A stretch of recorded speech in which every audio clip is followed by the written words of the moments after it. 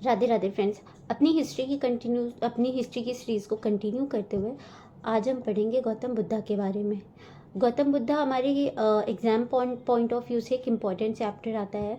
But इस कभी कभार हिस्ट्री में बहुत सारी चीज़ें याद करने के लिए हमें ज़रूरी होता है कि हम हिस्ट्री को हिस्ट्री और पहाड़ बना के पढ़ने की बजाय एक स्टोरी टेलिंग फॉर्म में पढ़ें। तो आप यूँ समझिए कि हम आपको गौतम बुद्धा की कहानी सुना रहे हैं और आप सुन रहे हैं। तो अब हम इसे आगे बढ़ाते हैं। तो गौतम बुद्धा जो थे, उनका जो पूर्व नाम था वो सिद्धार्थ था, पर बाद में गौतम बुद्धा को शाक्य ऋषि मुनि के नाम से भी जाने लग गया। उनका जन्म एक क्षत्रिय परिवार में 567 बीसी के करीब हुआ था, लुम्बिनी में। और लुम्बिनी कपिल वस्तु यानी कि नेपाल के पास एक जगह है जहाँ पे उनका जन्म हुआ था। पर उनको बचपन में ही किसी पुरोहित ने, जैसे राजाओं महाराजाओं के यहाँ पुरोहित होते हैं, बचपन में ही उन्हें बताया था उनके पिताजी को कि या तो ये बहुत बड़े राजा बनेंगे सिद्धार्थ बड़े होकर के, या तो फिर ये धर्म की राह पर निकलेंगे। तो इसी चीज़ को ध्यान में रखते हुए उनके पिताजी का सपना था, जैसे हर फादर का होता है, कि उनका बेटा भी बड़ा होकर उन्हीं की तरह एक बहुत बड़ा राजा बने। बट इसी वजह से उन्होंने काफ़ी लंबे समय तक सिद्धार्थ को अपने महल में ही आसपास रखा, जिससे वो राजशाही और इन चीज़ों की आदत डाल सकें। बट सडनली एक दिन हुआ कि जब सिद्धार्थ की उम्र करीब 29 ईयर्स की, 29 साल की हुई, तो वो अपने राज्य भ्रमण पर निकले। तो ये उन्होंने लाइफ में 4 सौरों देखे। पहला एजिंग, दूसरा मृत्यु, तीसरा एक बीमार व्यक्ति, और चौथा एक सन्यासी का जीवन। उन्होंने ये 1 2 3 4 चीज़ें जब बारी बारी अपने जीवन में देखी, तो उन्हें धीरे धीरे उस पेन को उन्होंने महसूस किया, जो शायद वो इतने समय से 29 साल तक अपने राजमहल में रह के उन्होंने कभी देखा ही नहीं था कि ये चीज़ें क्या होती हैं। बट जैसे ही उन्होंने इन चीज़ों को देखा, वो इन चीज़ों से कनेक्ट करने लग गए, और उन्हें तब जाके वो आत्मज्ञान हुआ कि आखिर ये जीवन के जो 4 दुख हैं वो मनुष्य को क्यों होते हैं। और 29 साल की छोटी सी उम्र में, 29 साल की ही उम्र में एक राजकुमार ने सारी राजशाही चीज़ों को त्याग कर, हालांकि उनका विवाह हो चुका था बहुत छोटी उम्र में, पर उन्होंने कभी भी अपने विवाहित जीवन को जिया नहीं था।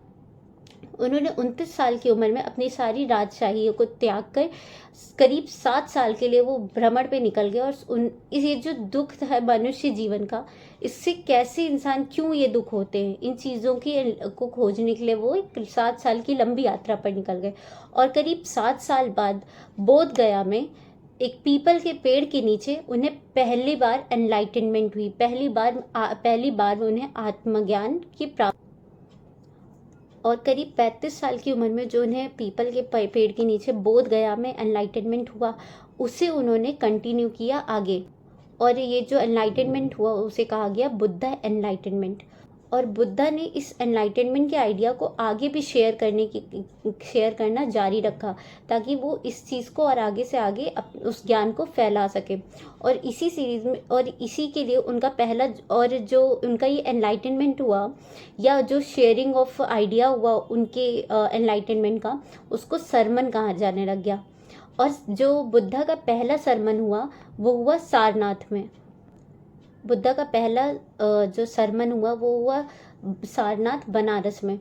और उसके बाद 80 साल की उम्र में 487 बीसी में बुद्धा ने अपने प्राण त्याग दिए, और 80 साल की उम्र में कुशीनगर में बुद्धा का देहांत हो गया। पर ये कहानी यहीं नहीं रुकी बुद्धिज़्म की। ये कहानी असल में तो अभी शुरू हुई है।